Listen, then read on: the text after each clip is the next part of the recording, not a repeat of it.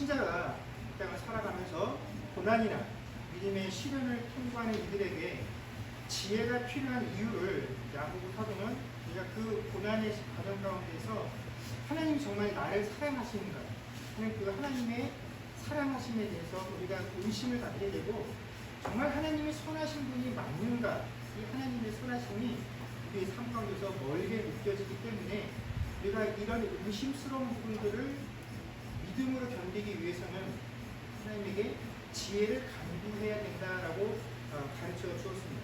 그러면서 우리가 이렇게 하나님의 사랑하심과 선하심에 대해서 의심을 하게 되는 것은 도대체 왜 하나님께서 나에게 이런 어려움을 주시는가 하는 의문을 갖게 되기 때문에 그렇다라는 것입니다. 그래서 바로 그런 우리의 의문, 왜 내가 이런 어려움을 당하지 하는 그 의문에 대한 야고보 사도가 대답으로 준 것이 바로 13절의 말씀이죠. 사람이 시험을 받을 때 내가 하나님께 시험을 받는다 하지 말지니 하나님은 악에게 시험을 받지도 아니하시고 친히 아무도 시험하지 아니하시느니라. 아멘. 분명히 성경은 우리에게 하나님께서 우리를 시험하지 않는다라고 밝혀주고 계십니다. 하지만 우리가 성경을 읽다 보면 이런 말씀과는 좀 다르게 하나님께서 그 백성들을 시험하고 있다라고 명확하게 우리가 확인할 수 있는 그런 사건들이 등장하게 됩니다. 욥의 경우가 그러하죠. 하나님께서 욥이 시험을 받도록 허락해 주셨고, 또 아브라함에게는 직접 이 아들을 제물로 바치라라고 하는 시험을 하시기도 하셨다라는 것입니다. 그런데 어째서 야고보 사도는 오늘 본문 말씀에서 하나님께서 악에게 시험을 받지도 아니하시고 친히 아무도 시험하지 않는다라고 우리에게 말씀해 주고 계실까요? 그래서 오늘 본문에 등장하는 이 시험이라는 단어가 우리가 앞에 야고보서 1장 2절에서 밝혀보았던 그 시험과는 다른 의미를 가진 단어이기 때문에 그렇다라는 것입니다. 우리가 앞에서 보았던 이 2절에 등장하는 시험은 고난과 믿음의 시련으로서 하나님께서 우리를 테스트하시기 위해 주는 시험이다라고 배웠습니다. 그런데 오늘 이 말씀 가운데 등장하는 시험은 우리를 테스트하기 위한 그 목적이 아니라 유혹의 의미로 사용되는 시험이기 때문에 그렇다라는 것입니다. 그래서 오늘 이 본문의 말씀은 하나님께서 우리를 시험하지 않는다라는 의미가 고난이나 믿음의 시련을 우리에게 사용하지 않는다라는 것이 아니라 우리를 유혹하지 않는다라는 의미다라는 것입니다. 그러나 실제로 1장 2절에 쓰인 말씀과 오늘 본문에 쓰인 이 시험이라는 단어는 글자 하나 틀리지 않은 동일한 알파벳으로 구성된 똑같은 단어다라는 것입니다. 그렇기 때문에 이 단어가 어떤 경우는 테스트로, 어떤 경우는 유혹으로 사용이 되기 때문에 우리는 그 단어 자체만을 가지고 이것이 무슨 의도를 가지고 있는지는 잘 구분하는 것이 쉽지 않습니다. 단지 이 성경을 읽으면서 그 문맥상에서 이 시험이라는 게 우리를 테스트하시는 건지 우리를 유혹하는 것인지를 구분해낼 수 있어야 한다는 것입니다. 그런데 신자들은 아주 자신 있어 합니다. 나는 하나님의 시험과 이 유혹을 구분할 수 있다라고 자신만만해 하죠.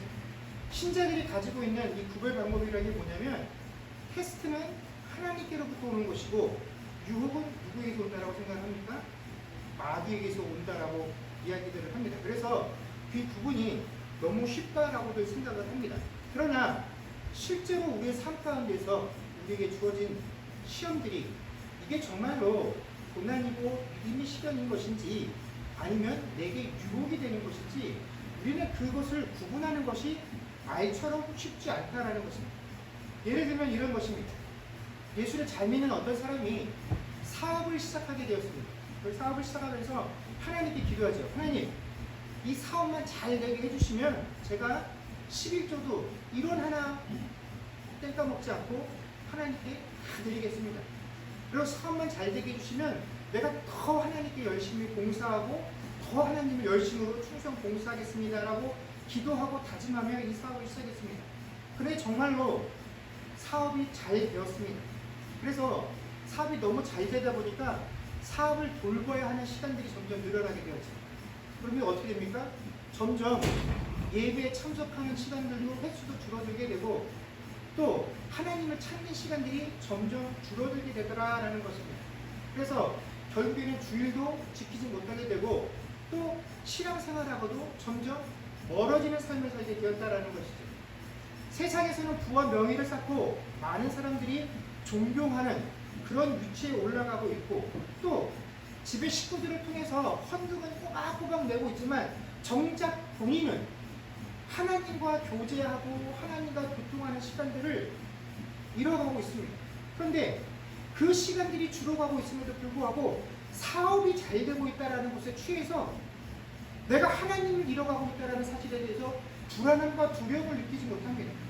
사업이 잘 되고 있으니까 그냥 하나님이 좋아하시고 하나님이 내게 복 주셨다라고 생각을 하면서 하나님을 점점 잃어버리고 살게 될 때 여러분 이 사람의 사업이 번창함이 하나님의 복입니까? 마귀의 유혹입니까?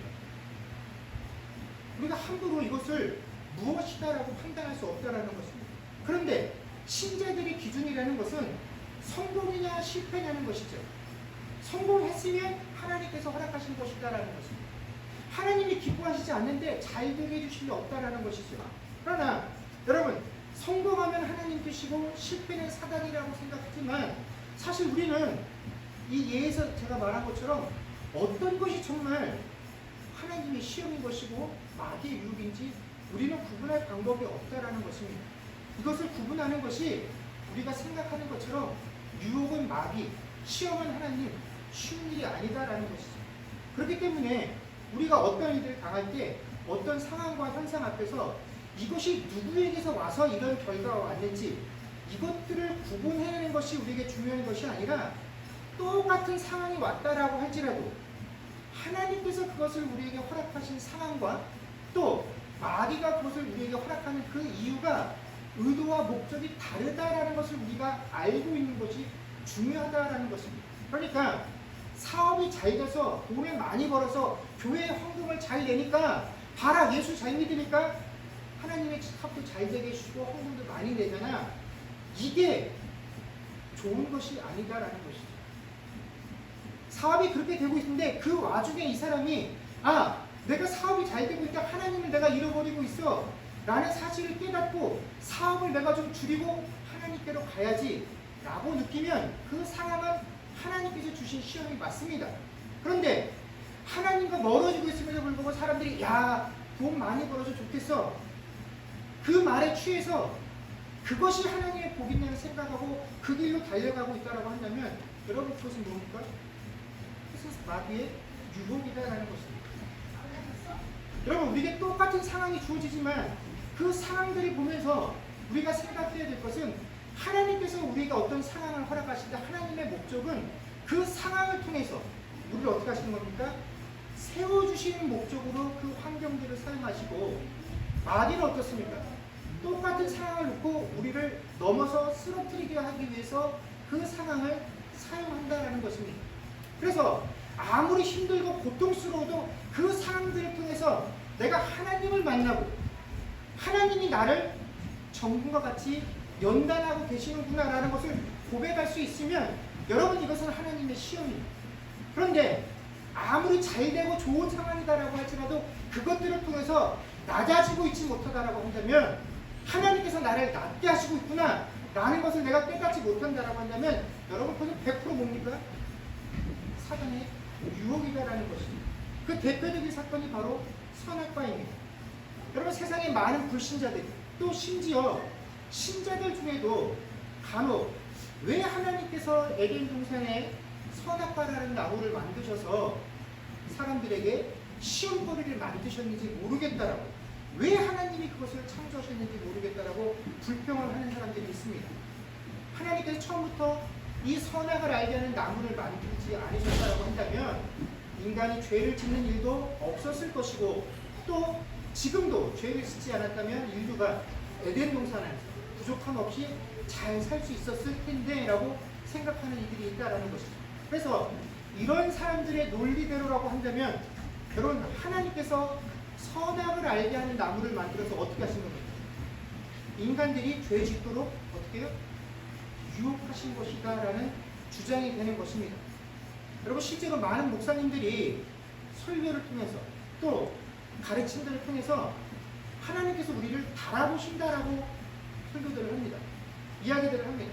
그래서 하나님이 우리를 달아보시는 그 시험에 우리가 통과를 해야 된다라고도 이야기를 하죠. 여기서 말하는 그 하나님께서 우리를 달아보신 그 하나님의 시험이 하나님이 우리를 유혹하신다라는 것입니다. 하나님께서 우리 삶 앞에 덫을 만들어 놓고 함정을 만들어 놓고 네가 이 덫에 걸리는지 네가 이 함정에 빠지는지 내가 한번 지켜보겠다라고 가르친다라는 것이죠. 그러나 성경은 뭐라고 말씀하십니까? 하나님은 절대로 우리 앞에 덫과 함정을 만들어 놓고 네가 거기에 빠지는지 내가 한번 지켜보겠다라는 식의 유혹을 하지 아니하신다라고 분명하게 말씀하고 계신다라는 것입니다. 선악을 알게 하는 나무의 결과가 이렇습니다. 여러분, 하나님께서 아담과 하와를 시험해서 그들을 죄 짓도록 하시기 위해서 이것을 만든 게 아니시죠. 만약에 하나님께서 이런 의도로 선악을 알게 하는 나무를 만드셨다라고 한다면 여러분, 그 나무를 어떻게 하셔야 됩니까? 그들의 눈에 잘 띄지 않는 곳에, 그들이 찾기 힘든 곳에 그것을 세워놓으시고, 야, 이 에덴 동산 어딘가에 내가 선악을 알게 하는 나무가 있어. 근데 그거 먹으면 절대로 안 돼. 먹으면 죽어. 라고 하셨다라고 한다면 사람의 심리라는 게 어떻습니까? 감추어놓고 보지 못하게 하면 그게 뭐지? 도대체 뭐길래? 하는 마음대로 생길 수 있지만 하나님이 그 나무를 어디에 세워두셨습니까?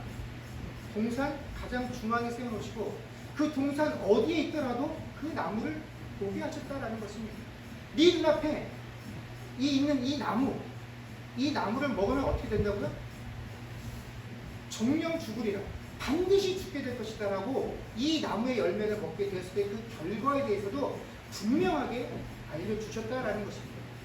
뭔가 하나님께서 우리에게 감추고 싶은 다른 비밀이 있어서 그 비밀을 감추기 위해서 그 결과에 대해서 우리에게 거짓으로 말씀을 하신 것이 아니다라는 것입니다. 그렇다면 왜 하나님께서 그 동산 중앙에 선악을 알게 하는 나무를 세워주셨을까? 그것은 바로 이런 이유 때문이죠. 여러분, 하나님께서 에덴 동산을 만드시고 맨 마지막에 이 인류를 창조하시고 그 에덴 동산의 모든 것들을 다스릴 수 있는 권세를 아담과 하와에게 주셨습니다. 그러나 여러분, 그들이 이곳에 있는 하나님이 만드신 모든 피조물들을 다스릴 수 있는 권세가 있었으나 그렇다고 해서 그들이 이 에덴 동산의 주인입니까? 아니죠. 모든 피조물들의 주인입니까? 아니죠. 그들이 그것들을 비록 다스릴 수 있는 권세를 하나님께로부터 부여받았으나 그들 역시도 하나님의 피조물이고 그들도 하나님의 보호하심과 인도하심을 받고 있는 존재다라는 것, 하나님이 없으면 내가 있을 수 없더라는 나도 피조물이다라는 그 사실들을 늘 깨닫게 하시기 위해서 하나님께서 그들에게 그 징표를 주신 것이 무엇입니까? 선악을 알게 하는 나무다라는 것입니다. 이것을 볼 때마다 너희가 어떤 존재인지, 너희가 이것을 먹으면 죽게 되는 유한한 존재다라는 사실을 그들을 늘 깨닫게 하시기 위해서 그 열매를, 그 나무를 만들어 놓으셨다라는 것입니다. 이것에 대해서 시험거리나 유혹거리가 되질 않아요. 왜냐하면 눈에 명백하게 보이고 이것을 했을 때 결과물이 어떤 것인지도 하나님께서 분명하게 말씀해 주셨기 때문에 그렇다라는 것입니다. 그런데 유혹은 누구에게서 왔습니까? 사단에게서부터 왔다라는 것입니다.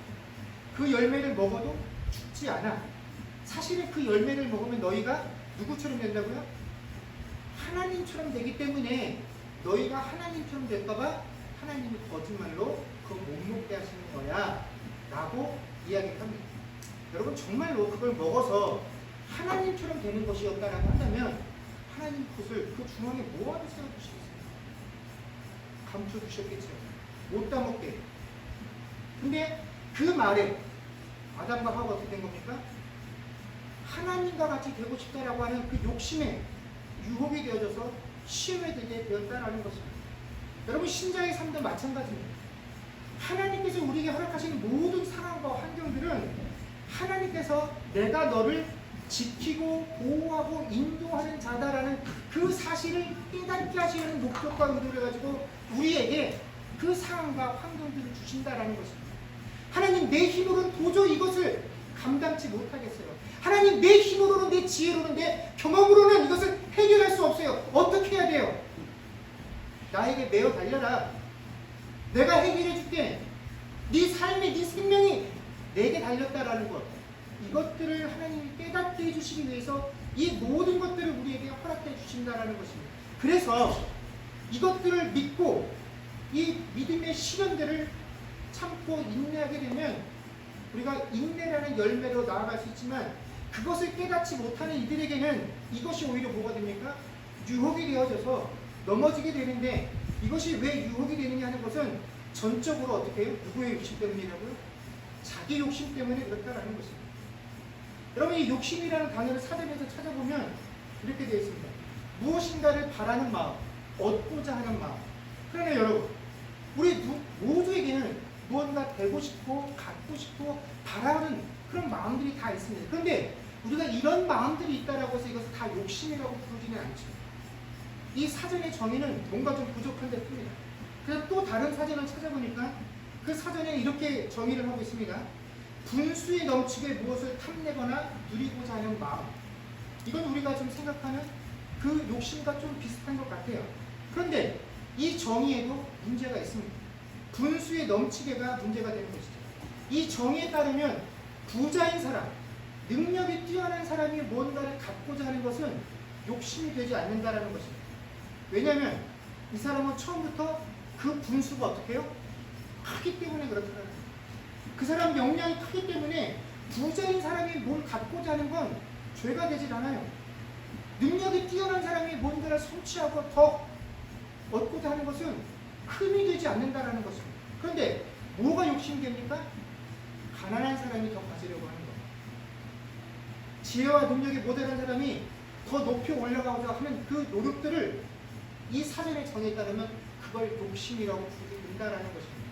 그런데 여러분, 실제로 그렇습니까? 부자들은 욕심이 없나요? 똑똑한 사람은 욕심이 없나요? 아니죠. 부자일수록 더 욕심이 많습니다. 능력이 뛰어난 사람일수록 욕심이 더 많습니다. 어떻게 해야지 돈 버는지 알고 어떻게 해야지 높은 자리에 올라가는 줄 알기 때문에 다른 사람이 올라올 기회까지 다 막아버리고 그것들을 자기가 취하는 게 부자요 능력 있는 사람들의 모습이다라는 것입니다. 그런 사람일수록 더욱더 탐욕이 넘치는 법이죠. 그래서 문제는 이것이 정의가 뭐냐, 분수가 얼마큼이냐 하는 그런 문제가 아니다라는 것입니다. 문제는 우리가 우리의 마음속에 감정적으로 욕심이라는 것이 나쁘다라는 것을 어렴풋이 느끼고 있지만, 사실은 내가 세상에서 성공하기 위해서는 내가 어느 정도 내가 하는 일에 내 삶에 욕심이 있어야 된다라고 우리 스스로 위안을 가지고 살아간다는 것이 문제다라는 것이죠. 이 욕심이라는 것을 내가 하고 있는 일에 내 삶의 태도에 대해서 강한 열정이나 성취욕과 똑같은 것으로 우리가 이해를 하고 있다는 것입니다. 그럼 이 상황이 그렇다 보니까 우리가 이 욕심이라는 것에 대해서 항상 어정쩡한 태도를 취합니다. 마음속 한구석에서는, 머릿속 한구석에는 욕심은 나쁜 거야 라고 말하지만, 그러나 내가 여기서 누구보다도 성공하고 편안한 삶을 살기 위해서는 이 욕심이 나에게 필요해. 내 자녀들에게 필요해. 그래서 욕심을 가지라고 또 한편으로 가르친다는 것입니다. 나쁘지만 버리지 못하고 살아가는 것이 이 욕심에 대한 우리의 태도라는 것입니다. 이것이 우리의 문제지. 근데 오늘 본문에 보게 되면 인간의 욕심 때문에, 순전히 너의 욕심 때문에 너희가 유혹에 빠져든다라고 말씀했던 이 욕심이라고 번역된 단어가 우리가 일반적으로 생각하고 있는 것처럼 부정적인 의미의 어떤 부적절한 욕망이나 탐욕을 일컫는 말이 아니다라는 것입니다. 성경에 한글로 욕심이라고 번역이 되어 있지만 원래 이 원문의 뜻은 그냥 원함이다라는 뜻입니다. 그냥 원하는 것. 우리가 맨 처음에 욕심이라는 단어를 제가 사전에 찾았을 때 원하는 마음이라고 했죠. 그 원함이 오늘 성경에 우리 한글로 욕심이라고 번역된 단어입니다. 그러니까 우리가 좋은 의도를 가지고 좋은 목적을 가지고 뭔가를 열심히 하고자 하는 마음은 괜찮고, 그냥 나쁜 마음, 나쁜 의도가 하는 그런 불건전한 목적의 그런 마음, 우리가 흔히 욕심이라고 부르는 그것은 안 돼. 그것을 성경이 우리에게 말하려는 것이 아니다라는 것입니다. 성경이 우리에게 말하려는 것은 나쁜 의도가 문제인 것이 아니라, 우리가 아무리 좋은 의도와 목적을 가지고 있다라고 할지라도 우리 인간이 가지고 있는 그 원함이라는 것은 얼마든지 악한 것이 될 수 있다는 것입니다. 죄가 될 수 있다는 것이고 그것이 사망으로 연결될 수 있다는 것을 이야기하는 것입니다. 그래서 우리가 이 원함, 성경에서 말하는 이 욕심과 관련돼서 정말로 문제가 되는 것은 우리가 원하는 그 대상이 문제인 것이 아니다라는 것입니다. 여러분, 돈을 갖고 싶은 것, 내가 세상에서 성공하고 싶은 것, 명예를 갖고 싶은 것, 그런 것들을 원하는 것이 욕심이 아니다라는 것입니다. 여러분, 그것은 우리가 그런 것들을 우리가 마음속에서 갖고는 싶은데 이거 좀 하나님께 이런 거 달라고 말하기 내가 좀 껄끄러워, 죄송해, 미안해, 그런 마음을 가지게 되는 것은 우리가 이미 스스로 이런 것들을 추구하면 내가 하나님 뜻에 순종하며 사는데 방해가 된다는 것을 본인이 어떻게 하기 때문에 그렇습니까? 인지하고 있기 때문에 그렇다는 것입니다. 이것들을 내가 추구하고자 하면 하나님 뜻대로 살 수 없다는 걸 내가 누구보다 잘 알고 있기 때문에 이런 것들을 욕심이라는 것에 뭉텅그려서 넘겨버린다는 것입니다.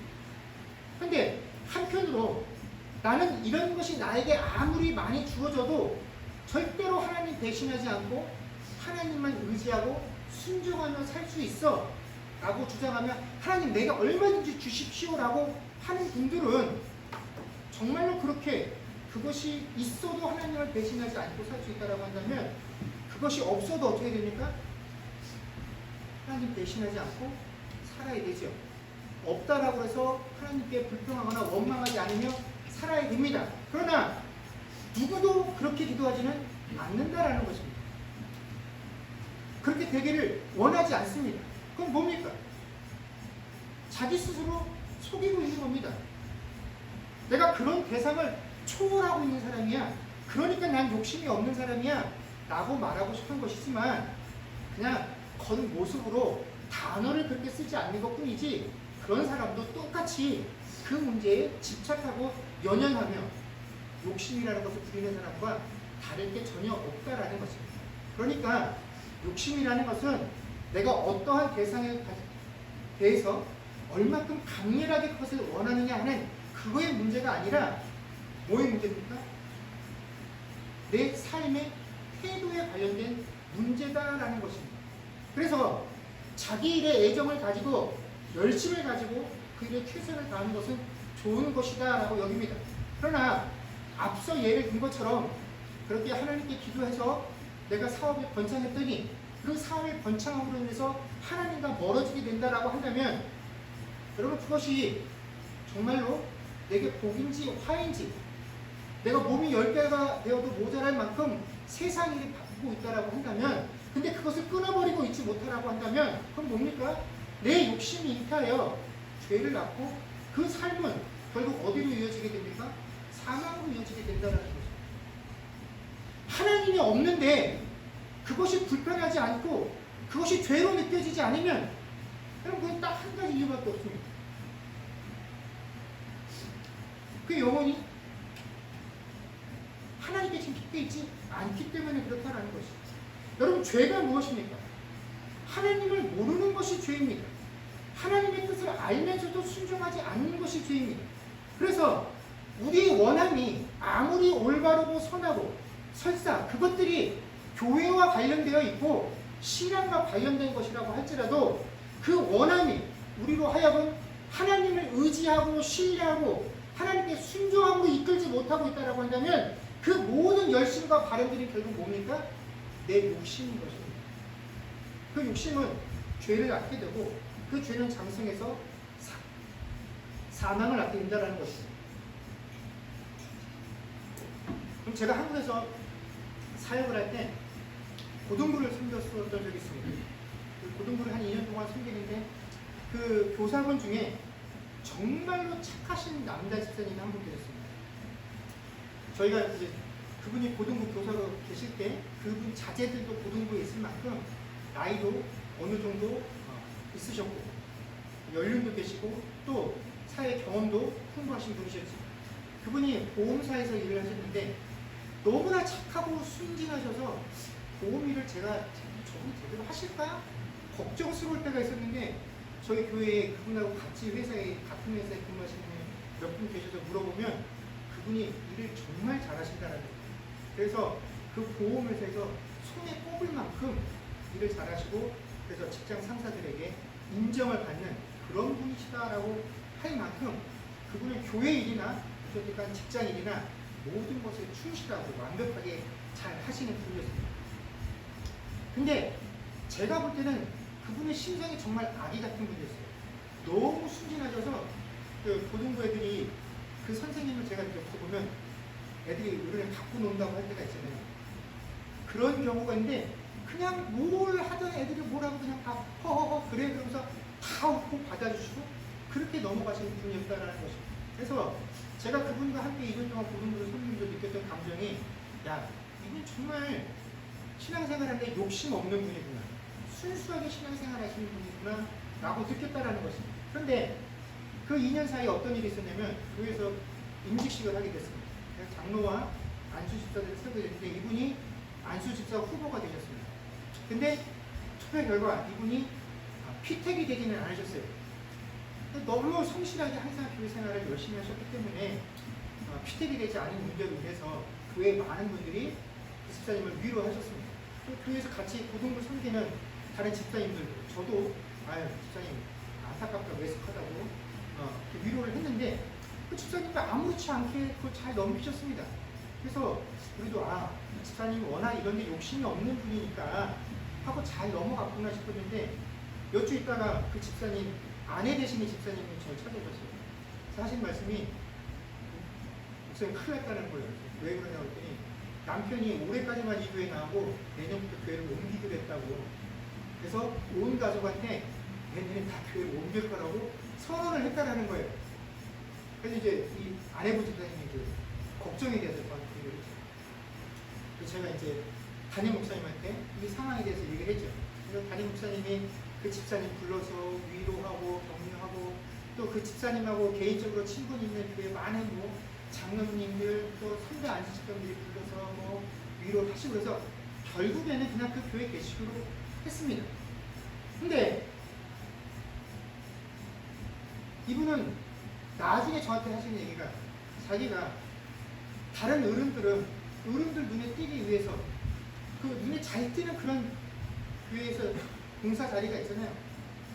성가대를 하든지 무슨 위원회 위원장을 하든지 그런 걸 하면 어른들 눈앞에 잘 띄고 그럼 저 사람 정말 일하는구나 이렇게 신임을 받는데 자기는 저 밑에 지하에 있는 고등부실에서 수십 년 동안 고등부 애들하고 씨름을 했더니 내가 교회에서 무슨 일을 하고 있는지 사람들이 제대로 알지도 못하고 인정도 안 해주더라고.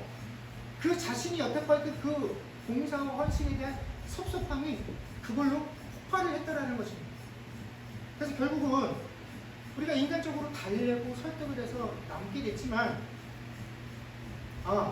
이것이 이분에게 유혹이 됐고 시험이 됐다라는 사실을 확인할 수 있었습니다. 여러분 남자 성도분들이 특히 신앙생활 하면서 교회 안에서 내가 10년, 20년, 30년 교회에서 신앙생활 했는데 이 정도 됐으면 안수 집사는 돼야지. 이 정도 되면 장로는 돼야지.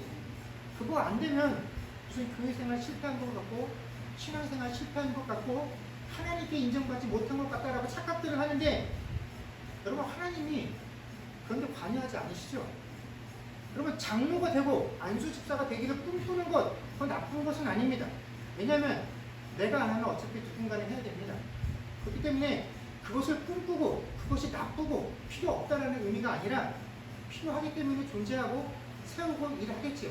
또 그것이 되고 싶어서 그것이 자극이 되어서 교회 활동 열심히 참여하고 봉사를 하게 된다라고 한다면 또 그런 나름 장점도 있다라고 할 수 있을 것입니다. 그런데 어찌되었던 그것들이 목표가 되어서 내가 교회 활동을 하고 신앙생활을 하는 그 과정들을 통해서 이유와 목적은 그것이었다라고 할지라도 그것을 통해서 내가 신앙생활하는 그 과정들을 통해서 하나님을 만나지 못하면 그 과정들을 통해서 하나님이 나를 낮추시고 있다는 것들을 경험하지 못하면 그 낮아짐을 통해서 내가 그것들이 자랑이 되지 못하면 내가 교회 안에서 신앙생활하면서 이렇게 한번 돼버리라 하는 것들은 다 뭐라는 겁니까? 자기 욕심인 거예요. 그 자기 욕심을 가지고 있는 사람은 10중 8구 어떻게 됩니까? 그것이 유혹이 된다라는 것입니다. 신앙이, 교회가, 안수집사라는 직분이, 장로라는 직분이 유혹거리가 된다라는 것입니다. 그리고 거기서 떨어지게 되면 어떻게 됩니까? 시험에 드는 거죠. 근데 여러분, 이런 것들로 시험이 들었던 분들은 어떻게 인간적인 이야기들로 마음을 다잡아서 붙잡아서 그 교회 붙잡아놔도 그거 아니라 딴 걸로도 또 내가 원하는 것들이 채워지지 않으면 어떻게 됩니까? 또 시험이 된다라는 것입니다. 그것이 교회를 위한 것이다 라고 말을 하고 내 신앙의 성장을 위한 것이다 라고 생각을 한다 할지라도 그 원함들이 채워지지 않으면 그 원함 자체가 항상 유혹거리가 된다라는 것입니다. 아유, 사람들이 다 그렇죠. 뭐 어떤 장로가 어떤 안수집사가 다 하나님만 생각하면서 그렇게 됩니까? 다 그런 사람이 뽑힙니까? 그렇게 말하면 저는 할 말은 없습니다. 그러나 하나님께서 원하시는 것은 아니다라는 것이죠. 오늘 12절에 보면 야고보 사도는 시험을 참는 자는 복이 있다라고 했습니다. 왜냐하면 시련을 견디어낸 자들만이 하나님께서 그 백성들에게 약속하신 생명의 멸류관을 받을 수 있기 때문에 그렇다라는 것입니다. 여러분, 우리에게 주어진 시험, 그것이 하나님께서 우리에게 주신 테스트이든 사단으로부터 나왔던 그 유혹이 되었던 그 모든 것들은 다 무엇으로 연관이 됩니까? 생명의 멸류관과 연관이 있거든요. 그것을 어떻게 하든지 이겨낸 자들만이 생명의 멸류관으로 나아갈 수 있다는 것입니다. 그럼 믿음의 시련도 유혹도 그것을 이긴다라는 것은 결국 우리가 하나님만 의지하고 하나님만 신뢰한다라는 것을 깨닫고 고백하고 믿고 순종하는 것입니다. 그래서 우리의 신앙이라는 것은 그렇게 되기 위한 싸움입니다. 그것을 위하여 우리에게 지혜가 필요한 것입니다. 근데 그렇게 하고 있지 못하다고 한다면 우리에게 주어진 소위 좋은 삶, 평안한 삶, 여유 있는 삶, 풍요로운 삶, 남들이 부러워하는 그 삶들은 다 내게 유혹거리일 뿐이다라는 것입니다. 내가 옳다고 여기고 하나님을 위한 일이고 교회를 위한 일이라고 확신하며 가치를 두는 그 일도 그것들이 나를 낮추고 있지 못하다고 한다면 하나님께서 나를 다듬고 계신다라는 사실들을 깨닫지 못하면 이 상황을 통하여 하나님만 바라보지 못하게 하고 있다고 한다면 그 모든 열심이 결국은 사단의 유혹인 것입니다. 아니, 저 사람은 철야 기도도 안 나오고 새벽 기도도 제대로 안 하고 교회 봉사도 잘 안 하고 교회에서 정해놓은 헌금도 다 안 하는데 왜 이런 감투를 주나? 왜 직분자로 세우나? 그런데 나는 그것들 다 하고 이렇게 열심히 하는데 나는 왜 안 되지? 이건 다 내 욕심인 것입니다. 이런 마음을 품고서 아무리 신앙생활 열심히 해도 여러분, 나는 신앙생활하고 있다고 했는데 곰곰이 생각해보아야 합니다. 저는 내가 하나님께 속한 자인지 그것들을 먼저 생각해보아야 합니다. 그것을 모른 채 내가 가지고 있는 확신들을 향해서 아무리 열심히 달려가도 여러분, 그 끝은 생명의 멸류관이 아니라 사망의 일이 되는 것입니다. 여러분, 하나님이 우리에게 명하신 그 길, 그 방법, 오직 예수 그리스도를 통과하는 것이 아니면 그 누구도 생명의 멸류관으로 나아갈 자가 없습니다. 하나님이 우리에게 주는 어떤 상황이나 방법이나 도구도 소위 우리를 달아보시기 위해서 하나님이 우리에게 만들어 오신 함정이나 덕, 유혹거리가 되지 않는다라는 것입니다. 오직 하나님께서 우리에게 시험을 주신다라고 한다면 그 시험을 통하여 우리의 부족하고 연약함들을 깨닫게 하시고 우리가 온전히 하나님의 백성된 그 소유라는 사실들을 깨달아 그 하나님의 통치와 그 하나님의 인도하심들을 온전히 바라보고 나가게 하시기 위해서 우리에게 그 시험들을 주신다라는 것을 우리가 믿고 따라가야 하는 것입니다. 그러나 그것을 통과하여 하나님과 하나님 나라가 아닌 나를 돌아보는 순간 그 모든 것들은 내게 다 유혹거리가 될 뿐입니다. 여러분, 아무리 좋은 것도 내 원함이 앞설 때 그것은 죄를 낳게 됩니다. 그러나 아무리 고통스러운 상황도 하나님의 손길임을 느낄 때 그것은 우리로 하여금 하나님의 은혜를 경험하게 하고 우리를 하나님 앞에서 든든하게 세우는 도구가 될 것입니다. 기도하겠습니다. 그렇습니다. 주님, 하나님은 우리에게 우리 인생 가운데 우리를 넘어뜨리기 위한 각종 함정과 덫을 만들어 놓으시고 네가 과연 여기에 빠지는지 안 빠지는지, 여기에 걸리는지 안 걸리는지 내가 너를 한번 달아보겠다라고 우리를 당신 자녀 삼으시는 것이 아닙니다. 우리의 연약함과 부족함을 누구보다 잘 아시는 분이 하나님이십니다. 그래서 하나님께서는 우리에게 능력 있는 자가 되어서 나를 위해서 일하려고 하지 말라고 하시고 하나님께 매어 달리라고 이야기하십니다. 하나님만 의지하라고 말씀하십니다. 내 백성이 되라고, 나만 바라보라고, 내 뜻에 순종하라고 이야기하십니다. 너는 의롭지 못하며 지혜롭지 못한 자에게 나에게 지혜를 구하는 자가 되라고 말씀하시는데, 우리가 세상의 그 알량한 지혜와 경험들을 가지고 늘 하나님 앞서가려고 합니다. 그러다 보니 항상 자기 욕심에 빠져서 이 사단의 유혹에 넘어가게 됩니다. 하나님, 우리에게 아무리 고통스럽고 어려운 상황이 닥쳤다라고 할지라도 그것이 나에게 낙심이 되지 않냐고, 소망이 되고 기쁨이 되고 은혜가 될 때는 그것이 나를 향한 하나님의 은혜의 손길인 것을, 그 상황들을 통하여 내가 하나님을 만나게 될 때이지 결코 그 고통 자체가 우리를 유익하게 만드는 것 아닙니다.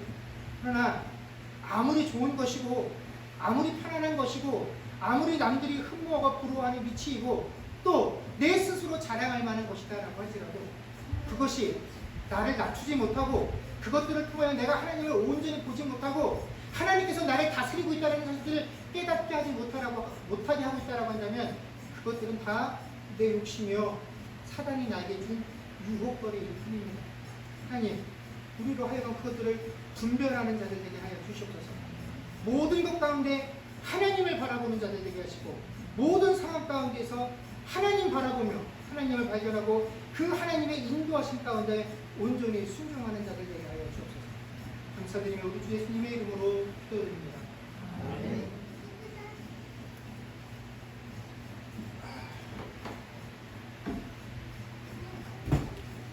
나의 알바라 하나님께서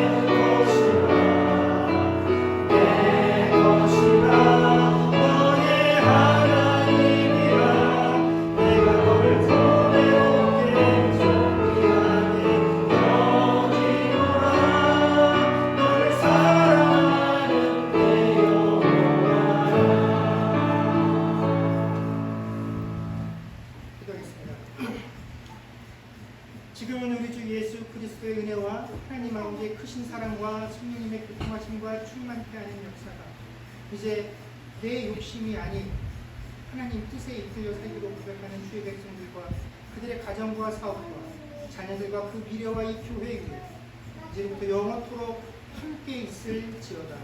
아멘.